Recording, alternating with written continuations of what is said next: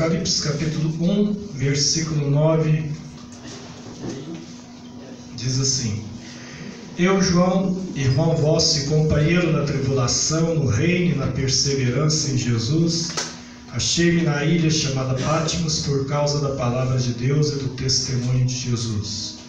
Achei-me em espírito no dia do Senhor, e ouvi por detrás de mim grande voz como de trombeta, dizendo: O que vês, escreve em livro e manda às 7 igrejas: Éfeso, Esmirna, Pérgamo, Tiatira, Sardes, Filadélfia e Laodiceia.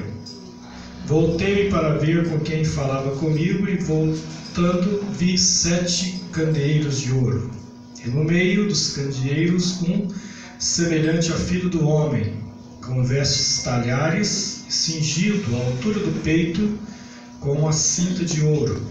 A sua cabeça e cabelos eram brancos como a alva, lã como neve, os olhos como chama de fogo, e os pés semelhante ao bronze polido, como que refinado na fornalha, e a voz como voz de muitas águas. Tinha na mão direita 7 estrelas, e da boca saía-lhe uma afiada espada de 2 gumes. O seu rosto brilhava como o sol na sua força. Quando o vi, caí a seus pés como morto, porém ele pôs sobre mim a mão, dizendo: Não temas, eu sou o primeiro e o último. Aquele que vive, estive morto, mas eis que estou vivo pelo século dos séculos. E tenho as chaves da morte e do inferno. Escreve, pois, as coisas que vistes, e as que são, e as que hão de acontecer depois dessas. Quanto ao mistério das 7 estrelas que viste na minha mão direita, e aos 7 candeeiros de ouro, as 7 estrelas são os anjos das 7 igrejas, e os 7 candeeiros são as 7 igrejas. Amém. Nós te louvamos, ó Deus, por esse culto, por estarmos diante do Senhor. Te pedimos a tua graça sobre nós, e que o teu Espírito venha falar conosco através da tua palavra. Ó Deus, nos ajuda para que possamos estar prontos, ó Deus, e preparados para esse momento final da história da igreja na terra. Seja conosco, é o que te pedimos no nome de Jesus. Amém. Pode tomar assento. Queremos dar boas-vindas aos irmãos Aline e Lene e Aline. Onde estão? Estão ali. Prazer tê-los conosco. O que vamos dizer eles? Bem-vindos. Sejam bem-vindos em nome de Jesus. Amém. São muito bem-vindos em nosso meio. Nós estou mais cedo porque hoje é a introdução desse estudo, e aí precisa de um certo tempo, né? Na verdade, 45 minutos vai ser quase que uma hora na escola dominical, né? Quase que um período, até um pouquinho menos. A escola é 50 minutos, tolerância 60, nós vamos, nesses 45 minutos, tentar introduzir esse assunto. Havia na época que foi escrita a Bíblia Sagrada uma literatura chamada literatura apocalíptica. Entre os anos 100 a.C. e 100 anos e 200 anos depois de Cristo, durante cerca de 300 anos circulou entre os judeus uma literatura, e entre os primeiros cristãos, chamada literatura apocalíptica. O que era isso? São livros que foram escritos que falavam sobre o fim dos tempos, né? Vários livros. E alguns escritos antes do Novo Testamento tinham essa literatura, que alguns deles foram chamados de apócrifos, não canônicos, não sagrados, e alguns depois também, com o início do cristianismo. Para vocês terem uma ideia, durante os 300 primeiros anos da igreja circularam vários livros que não foram depois reconhecidos como parte do Novo Testamento. nós temos 4 evangelhos, mas circulou vários outros evangelhos além desses 4. O evangelho de Tomé, o evangelho de Maria Madalena, o evangelho de Judas, muitos, de Barnabé.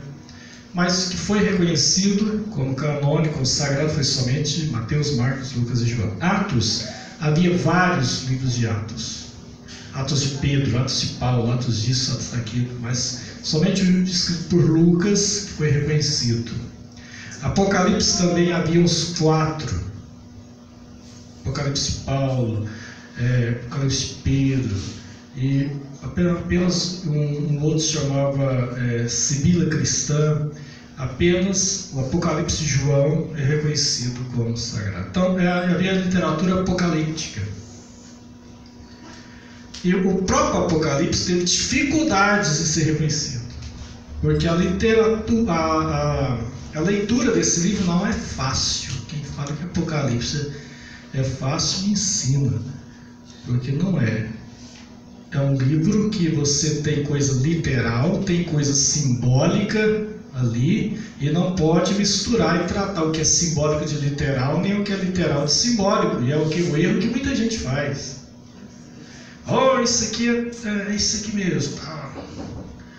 E o camarada fica esperando que o número 666 vai ser um carimbão na testa que as pessoas vão ter, e está esperando isso aí, né? Outros imaginam como as bestas, como se fossem monstros mesmo surgindo.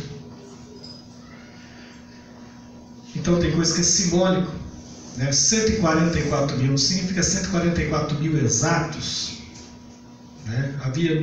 Há uma numerologia no Apocalipse. Então, quando por confusão já não deu isso, ali são números de plenitude, né? Ali a representação do Antigo e do Novo Testamento, os salvos do Antigo e do Novo, 24 anciãos, um número que aparece muito no Apocalipse. 7 aparece muito no Apocalipse. 7 igrejas, 7 anjos, 7 selos, 7 taças. Então, números. Então tem muita coisa ali que é simbólica e outras são literais. O capítulo 1 ao capítulo 3 é literal. Essas igrejas existiram. Elas eram igrejas reais. Ali não tem nada simbólico ali. Ali é literal. As 7 igrejas da Ásia existiam. O que é simbólico é porque não tinha só 7 igrejas, havia muito mais. Mas ele tomou apenas 7 como exemplo. Porque 7 na Bíblia, o número 7 é o número de plenitude. Os 7 Espíritos de Deus. Significa que Deus tem 7 Espíritos, mas significa o Espírito Santo de Deus agindo na sua plenitude. Quando você lê Isaías capítulo 11, versículo 2, lá fala: e descerá, estará sobre ele, falando do Messias, de Jesus, o Espírito de sabedoria, o Espírito de poder, o Espírito de fortaleza. Aí você soma, dá 7. Mas significa que são funções do Espírito Santo. É ele, agindo na sua plenitude. Não tem 7 Espíritos. Então, é coisa que tem que ser explicada, né? Porque poucas vezes se fala isso. Então, o autor é João. João, quem é João? João, o apóstolo, o filho de Zebedeu, aquele a quem Jesus amava, o que reclinava no peito de Jesus. Ele era um dos mais jovens apóstolos, mas agora ele estava velhinho, cerca de 90 anos de idade, exilado em Pátimos. Seus companheiros da época de colegiado apostólico já haviam morrido, e ele era o único apóstolo vivo há muito tempo, porque o Apocalipse foi escrito no ano 95, 96, quase no ano 100, e Paulo morreu no ano 67, Pedro também no ano 67, Tiago morreu no ano 62. Então vai fazer muito tempo que ele era o único apóstolo vivo. Muitos dos apóstolos tinham morrido há muito tempo. Martirizados, mortes violentas, não mortes pacíficas não, não mortes por idade não por idade, por doença também não, mortos por amor a Cristo. Martirizados, todos eles. Tiago foi o primeiro, morto à espada por Herodes em Atos capítulo 12. E depois veio vindo os outros. Aí cada um teve uma morte assim, né? Filipe foi morto a flechadas. Bartolomeu lhe arrancaram a pele. André foi arrastado pelas ruas da cidade. Amarrou ele em cavalo e saiu arrastando ele pelas ruas da cidade. Pedro foi crucificado de cabeça para baixo. Paulo foi decapitado.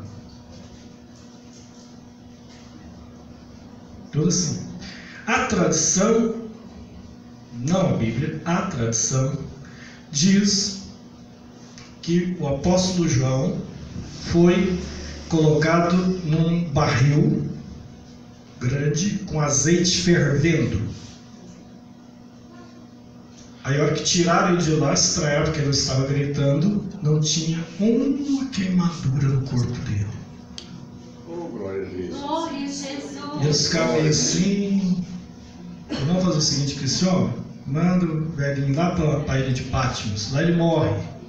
Porque lá ele vai trabalhar junto com os presidiários lá, quebrando pedra, ele está de idade, tem muito bicho lá na ilha, ou algum animal mata ele, selvagem, ou ele morre de cansaço quebrando pedra, ou algum preso mata ele, de um jeito ou outro ele morre. Vive ele não sai de lá. Assim eles pensaram. E mandaram ele lá para a ilha de Patmos, fica entre a Grécia e a Turquia. E é lá que ele está lá pensando ele, que ia cumprir seus últimos dias na terra, que agora ia partir para a glória,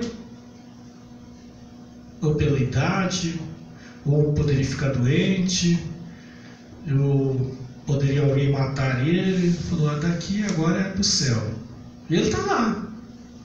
E de repente, ele então, de uma hora para outra, ele diz que achei-me, né?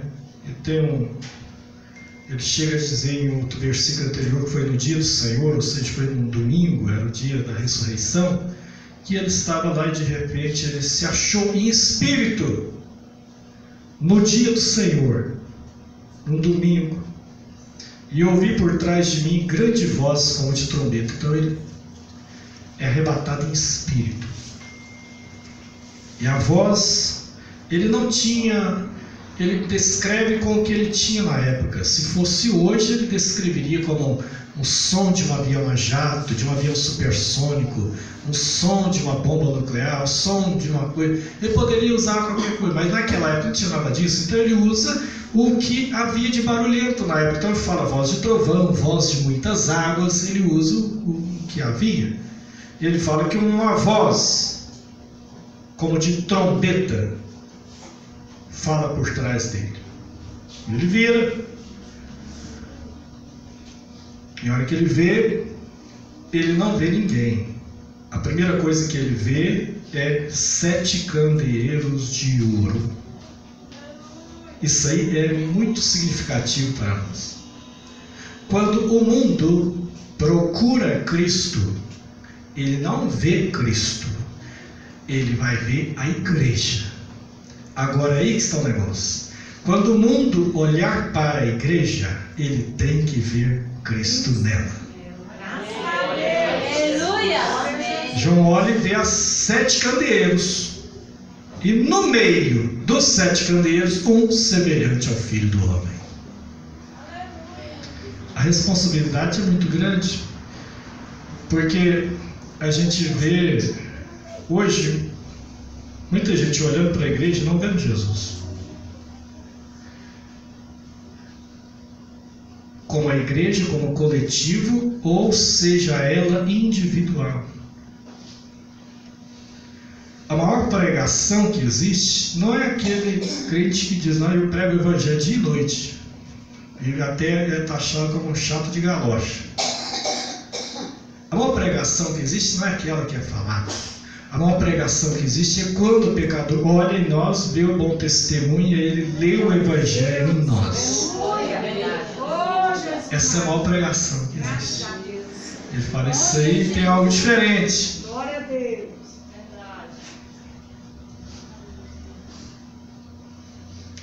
Tem pessoas que até falam muito, né? Mas a vida é meio complicada, aí dá um problema, porque ele fala bonito, mas a vida dele não mostra aquilo que ele vive. Ele fala em paz, mas é mó desesperado. Ele chega aqui para mim, e o vizinho fala: "Oh, vem na minha igreja, aceita Jesus, você ter paz." E eu escuto e vejo aí que a mulher mais desesperada aqui da rua, e está me convidando para ir, falando lá, eu vou ter paz, mas ela mesma não tem. Ela é uma desesperada em pessoa.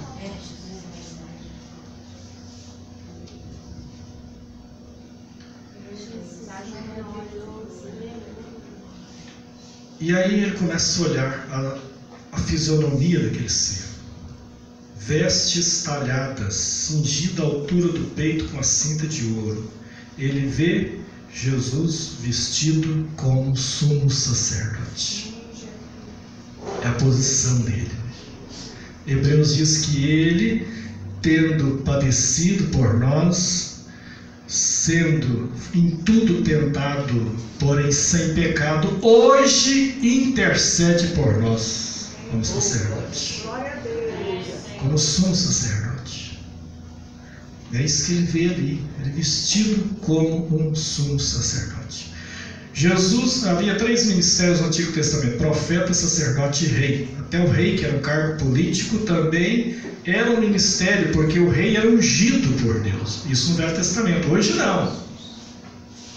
Hoje, se alguém quiser citar o Antigo Testamento para dizer que político é como se fosse conversa fiada. Nada a ver. Era um ministério, eles eram ungidos, era teocracia, não era democracia. Era o governo de Deus entre o povo. A democracia é o governo do povo. É diferente. É o povo que decide. No ano que vem é o povo que vai decidir quem é o próximo presidente da República, quem será o novo Congresso Nacional, quem serão os novos governadores. É o povo. A teocracia era o governo de Deus. Era Deus que escolhia. O povo escolhia não. Deus escolhia. Esse aqui que vai ser o rei. E era ungido. Então Jesus veio como profeta, cumprindo Deuteronômio 18, Moisés falando: "E Deus levantará no meio de vós um profeta maior do que eu." Jesus está como sacerdote. Filhinhos, não pequeis, mas se alguém pecar, temos um advogado junto ao Pai, Jesus Cristo, homem.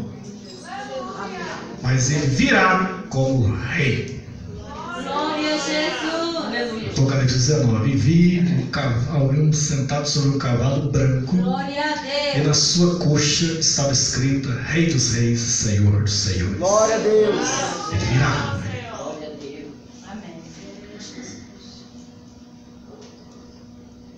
A cabeça era branco como a alva lã, falava da pureza, como a neve, os olhos como chama de fogo, é os olhos que tudo vê, É verdade. que prescuta onde ninguém mais pode prescutar, que sabe das coisas mais escondidas, mais íntimas. Ele sabe onde está o oculto, porque a gente não sabe. Aqui na terra é uma coisa, mas eu não sei o que de fato acontece. Aqui a gente tem leis, tem regras, né? Até mesmo dentro da igreja existe estatuto. Tem pessoas que não entendem, não faz ideia que é um estatuto de uma igreja, nunca leu.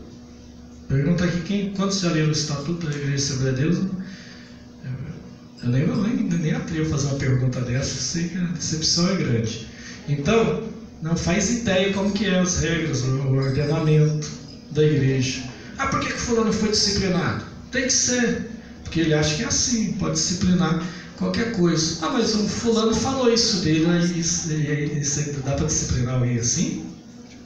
Não dá por estatuto e não dá nem pela legislação do país. Só se disciplina se houver confissão ou se houver prova de alguma coisa. Por boato não se disciplina. Ou como faz como há 30 anos atrás, tinha gente que disciplinava até falando que era por revelação. Deus mostrou que você está em pecado, você está disciplinado. Isso acabou, isso não existe. Esquece. São outros tempos. São tempos difíceis. Qualquer coisinha hoje é danos morais, é calúnia, é difamação. Havendo confissão, ou havendo provas concretas, sim, né? Não tem como, né? Agora tem gente que é irresponsável. É irresponsável. Solta boataria dentro da igreja. E quando você vai perguntar, você afirma isso? Não quero, coloca o meu nome, não. Então, meu irmão, não fala nada. Fica caladinho. Porque se você falar, você prova. Ou então você não fala nada. Porque isso é coisa de irresponsável, soltar boatos e depois não provar. Não põe meu nome, então por que falou? Então não fala. A menos que esteja pronto para as consequências totais, inclusive legais. São ordenamentos. Aqui na Terra é assim. Ordenamento legal, ordenamento e o jurídico. O estatuto é um ordenamento jurídico.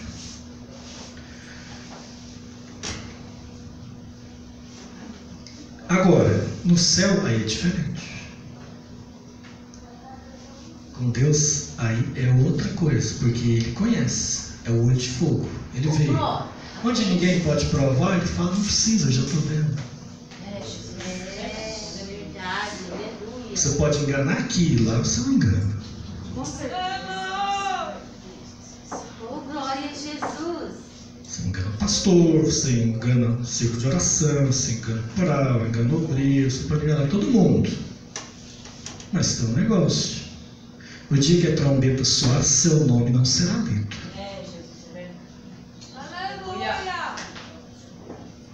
Por quê? Porque ele tem um que tem o olho de fogo. Oh Deus, eu te louvo, Jesus. Que sabe discernir até os pensamentos. Isso que ele vê, o olho de fogo, chama de fogo.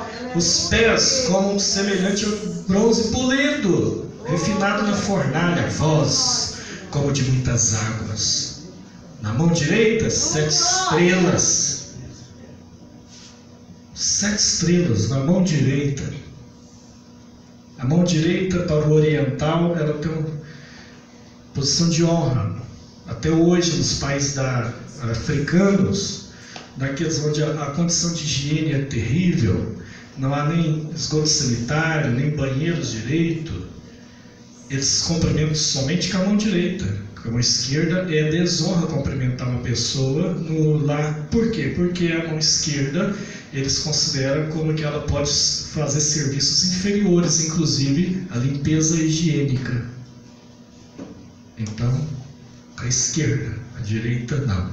Que a direita é a mão da honra, de cumprimentar. Então, na mão direita, 7 estrelas. Aí depois ele explica para João falar essas 7 estrelas são os anjos das 7 igrejas. A primeira versão que houve para anjos das igrejas era anjo mesmo. Cada igreja tinha um anjo, né? Espiritualmente falando. Mas logo passou a se entender o Apocalipse de forma diferente, que esses anjos, a hora que começa a ler as cartas, a gente vê que a hora que ele fala, escreve ao anjo, que esse anjo não era um anjo mesmo do céu, mas era uma pessoa humana, era um líder espiritual colocado sobre a igreja. Então, os anjos são interpretados pela 100% dos estudiosos da Bíblia, hoje como sendo pastores das igrejas. Ao anjo da igreja escreve. Interessante que a carta vai para o anjo. É para ele. Por quê? Porque é dele que cobra. Né? Ao que muito é dado, muito é requerido. Aos mestres é cobrado maior rigor. Tem pessoas que é doido por causa de posição. Não sabe que quanto maior a posição, maior a responsabilidade e maior a cobrança. Seja aqui na terra ou no céu. Porque tem uma cobrança aqui também. Quando o pastoral vai cobrar alguma coisa sobre o Segismundo Pereira, ele não cobra de nenhum líder de departamento aqui. Ele cobra de mim. Isso é aqui na terra. Agora imagina a do sumo pastor, como é que é? Então, a cobrança ao líder escreve ao anjo, para ele que é para mandar a carta.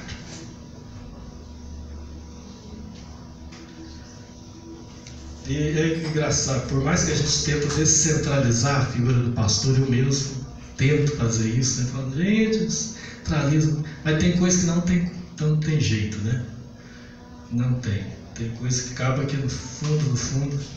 É certo que eu procuro não ser aquele pastor que quer fazer tudo, né? Eu sei que tem gente que é um tipo de pastor meio diferente, né? Bem diferente do pastor Júlio. Vocês já tiveram muitos aqui, terão outros. Então cada pastor tem um estilo, né?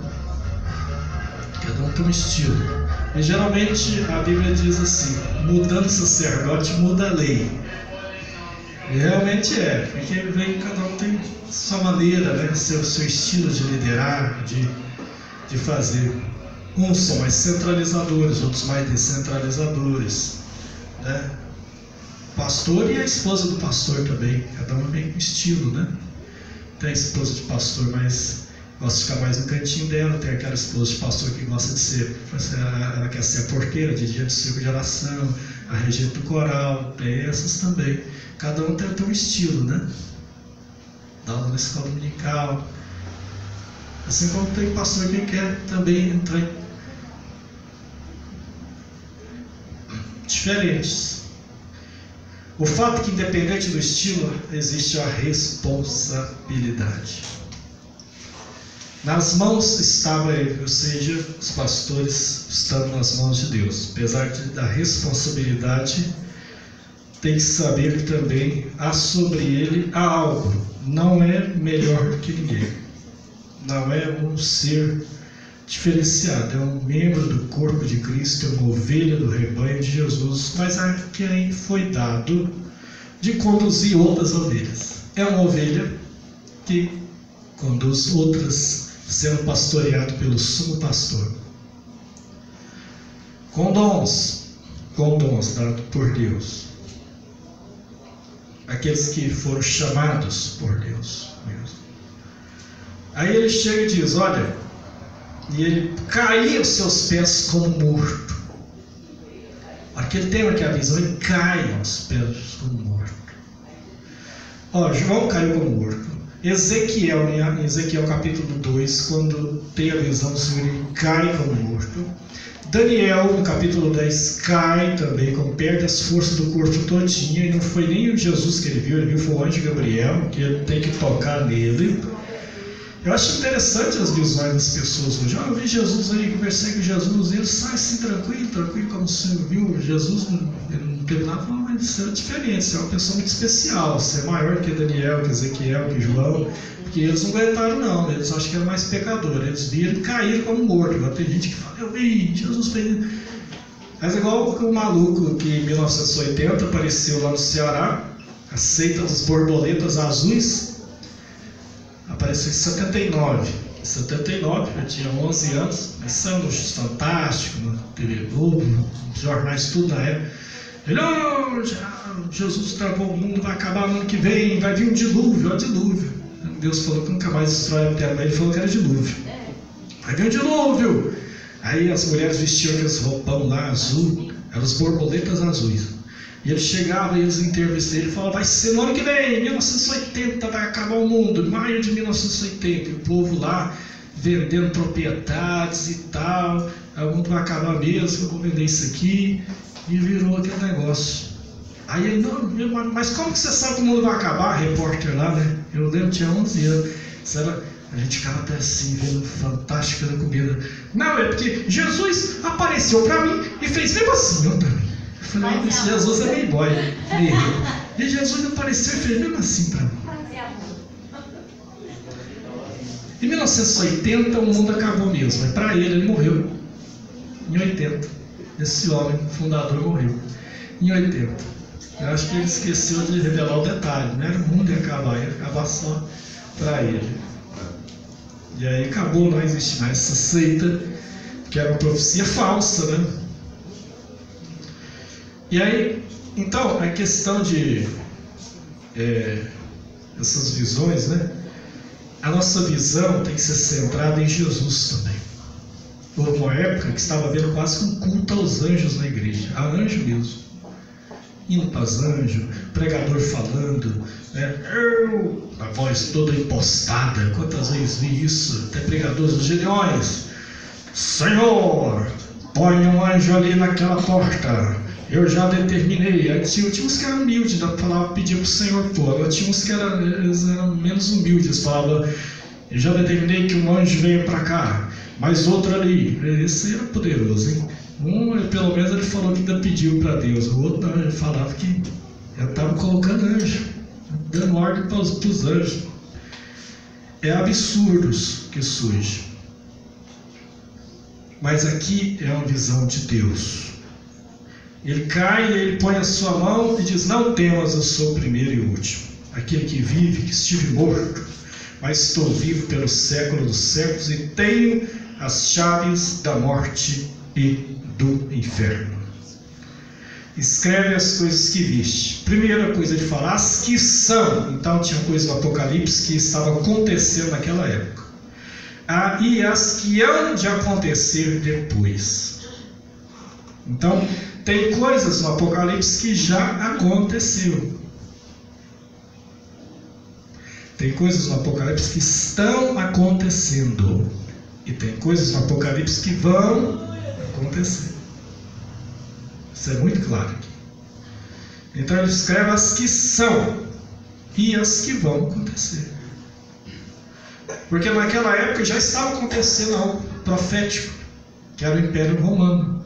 Profético porque ele tinha profetizado Daniel. Na estátua de Nabucodonosor ele viu os impérios mundiais: Babilônia, Medo-Pérsia, Grécia, Roma. Então estava acontecendo uma profecia ali naqueles dias. E Roma estava matando os cristãos, levando para a arena, matando, fazendo um culto ao imperador. Quem não adorasse o imperador morria. Então estava acontecendo alguma coisa ali naquela época. Mas outras coisas vão acontecer. Como era possível alguém falar em alguém controlar o mundo inteiro naquela época? Era impossível. Ninguém compra, ninguém vende se não tiver essa marca. Isso era impossível há 2000 anos atrás. Hoje é possível. Hoje é possível o controle total das pessoas. Você anda na cidade e você vê câmera para todo lado. Câmera nas casas, câmera da polícia militar, câmera do CETRAN. Tem câmeras.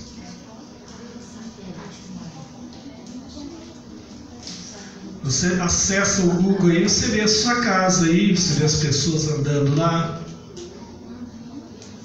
Busca o seu endereço, puxa lá, vê a sua casa lá. Certinho. Tem como controlar a sua vida financeira todinha. Saber onde você compra. Saber suas preferências de busca pela internet. E eles já fazem isso. Aquilo que você vai digita, depois aparece sem você digitar aqueles sites lá para ver se você compra o produto deles. Eles já mapeiam o consumo das pessoas. Já sabem o que é a sua preferência, o que você gosta. Os celulares, nenhum é seguro, você sabia disso? Quem gosta de falar borracha, celular, nenhum é seguro. Nem fixo também. Todas as conversas são gravadas. Se quiser levantar sua vida, levanta. Facinho. Tira o sigilo e acabou. Tudo mensagenzinha que você mandou no WhatsApp está lá.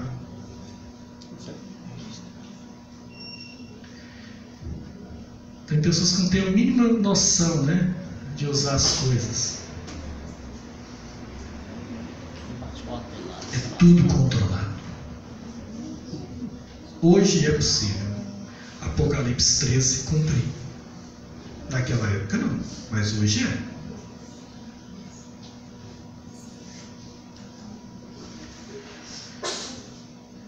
Quanto ao mistério das 7 igrejas que viste a minha mão direita e as 7 candeias, as 7 estrelas são os 7 anjos das 7 igrejas. E os 7 candeias são as 7 igrejas.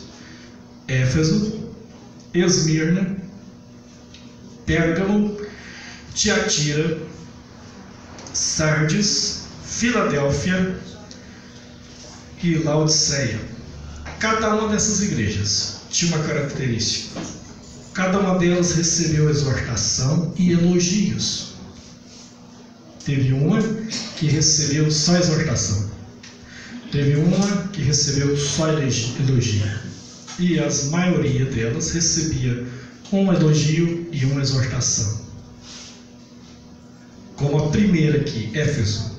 Ao anjo da igreja em Éfeso escreve: essas coisas diz aquele que conserva na mão direita 7 estrelas e que anda no meio dos 7 candeeiros de ouro. Conheço as tuas obras, tanto o teu labor como a tua perseverança, e que não podes suportar os homens maus, e que puseste a prova os que a si mesmos se declaram apóstolo e não são, e os achaste mentirosos, e tens perseverança, e suportastes provas por causa do meu nome, e não te deixaste esmorecer. Então ele começa elogiando essa igreja. Essa igreja era uma igreja que zelava pela doutrina. Ela era uma igreja doutrinada. Conheça as tuas obras, o teu labor, a tua perseverança, que não suporta os homens maus, puseste as provas que a si mesmo se declara apóstolo e não são, e os achaste mentirosos, e tens perseverança, e suportastes prova por amor do meu nome, não te deixaste esmorecer. Era uma igreja que primava pela sã doutrina. E quando eu falo em sã doutrina, estou falando da doutrina bíblica. Apesar que isso é a maior dificuldade, principalmente no meio assembleiano de Deus e Amor, de congregação cristã do Brasil, saber diferenciar essas coisas, principalmente essas 3 igrejas, de doutrina e costume. A maior dificuldade que eles têm, essas 3 denominações têm para entender isso aqui, que para eles costume é a doutrina. Costume é costume. Costume é algo bom. Existe bons costumes e mau costume. Bons costumes são algo bom, mas ele é transitório. Ele é local. Ele não é geral e ele não é imutável. Ele pode mudar. E o que ele é num lugar, ele pode não ser no outro. A doutrina, ela é geral, ela é imutável e ela se aplica a qualquer lugar. A doutrina é de Deus, mas pode haver doutrina dos homens e pode haver doutrina dos demônios também. Doutrina significa ensino, ortodoxia. Doutrina pode gerar bons costumes, mas bons costumes não geram doutrina. Então, se há 50, 60 anos atrás usava chapéu para entrar na igreja de Assembleia de Deus, é porque era um costume também da sociedade usar chapéu. Aboliu-se o costume da sociedade, aboliu-se também na igreja. Né? Se era um costume até a década de 50, 60, não haver, o crente assembleia não possuir rádio, era um costume, eles tinham uma boa ideia, assim achavam que estavam preservando os crentes das radionovelas e das músicas. Era a ideia deles. Mas de repente passou-se depois a ter programas evangélicos no rádio. Lourenço Osso foi o primeiro que colocou em 1955 a voz das Assembleias de Deus no Brasil. Então passou-se a ver que o rádio também poderia ser um instrumento de evangelização, e que havia programas no rádio que poderia se ouvir como jornalista, então sabendo diferenciar, podia-se usar o rádio. E aí caiu-se um costume, mas aí elegeram um outro vilão. Não, agora é a televisão, isso aí não pode, essa é a caixinha do capeta,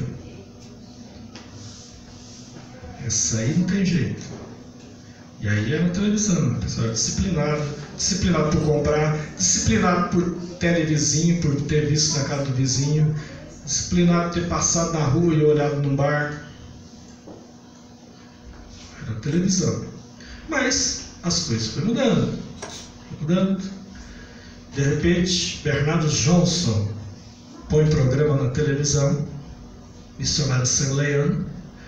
De repente, Tim Swagger, da Assembleia de Deus dos Estados Unidos, tem programa na televisão. E aí, vai mudando.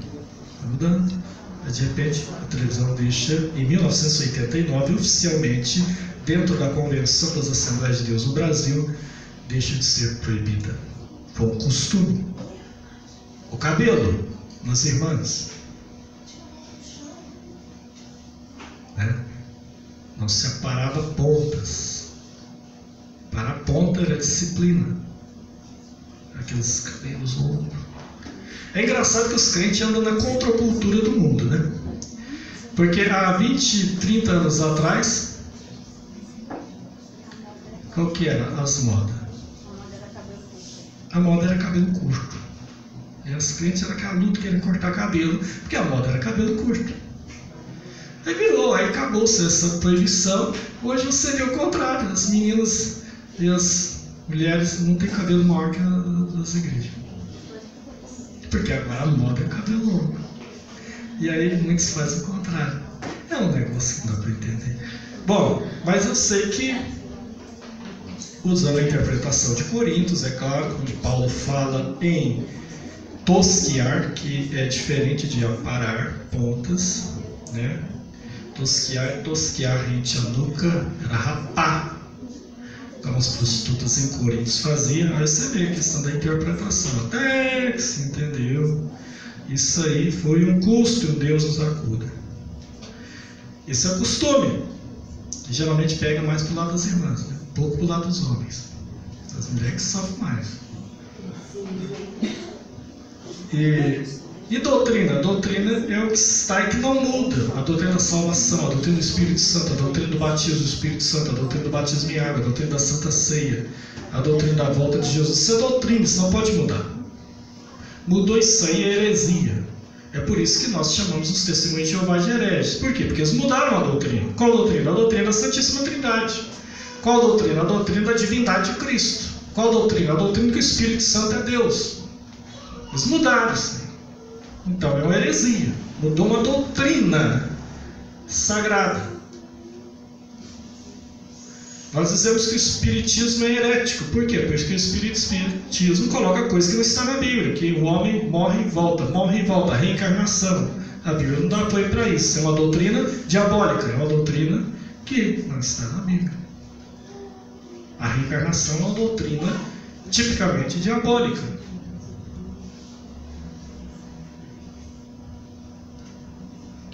Existe também a doutrina dos homens. Os adventistas entraram tanto na lei que eles chegaram a criar coisa que nem a lei tinha. Há um tempo atrás, não sei hoje, mas crente adventista não comia pimenta. Na Bíblia, no Velho Testamento, você não vê nada de proibição de pimenta. Mas eles foram proibindo tanta coisa alimentar que chegaram a criar uma regra que nem no Antigo Testamento tinha. Isso chama a doutrina dos homens. Ele criou algo que não está aqui. Eles inventou. Essa igreja aqui primava pela doutrina, mas tinha um problema. Tenho contra ti que abandonaste o teu primeiro amor. Lembra-te de onde caíste, arrepende-te, volta às práticas das primeiras obras, senão eu venho a ti e removo do teu lugar o teu candeeiro, caso não te arrependas. Então ele deu um elogio. Vocês são perseverantes, vocês enfrentam a perseguição, vocês não aceitam falso apóstolo no meio de vocês. Eu conheço as obras de vocês, eu conheço vocês. Eu conheço as tuas obras. Isso é maravilhoso, né? Jesus conhece. Às vezes é um valor, aquilo que você pensa como um valor, que você tem, um trabalho que mas ninguém reconhece o meu trabalho, né? Isso acontece com qualquer um, acontece comigo também. Mas aí eu lembro de um que conhece o que fazemos de bom também. Eu conheço as tuas obras. Glória a Deus. Mas agora ele fala, mas vocês, apesar de ser zelosos na doutrina, vocês estão falhando no amor.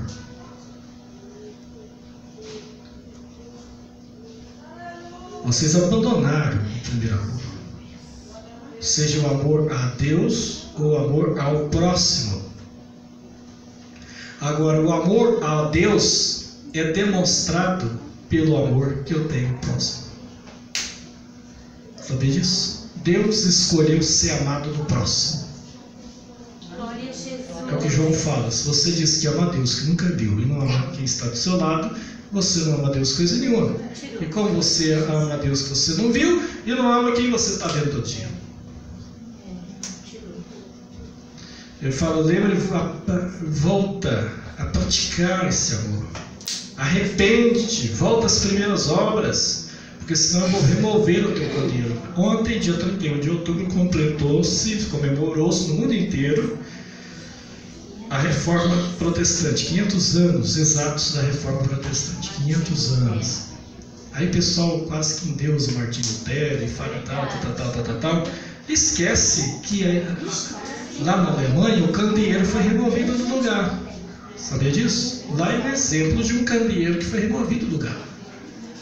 Onde Lutero pregava, onde Wesley pregava na Inglaterra, hoje não é igreja mais. Igrejas podem ser removidas do lugar. As portas do inferno não prevalecerão contra a minha igreja, Jesus disse.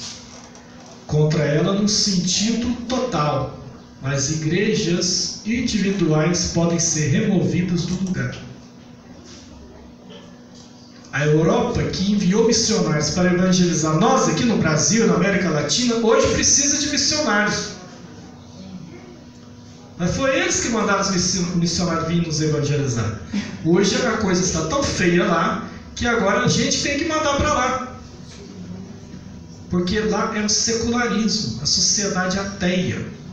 A sociedade que não suporta nada religioso. Na França, eles não podem ver o símbolo religioso.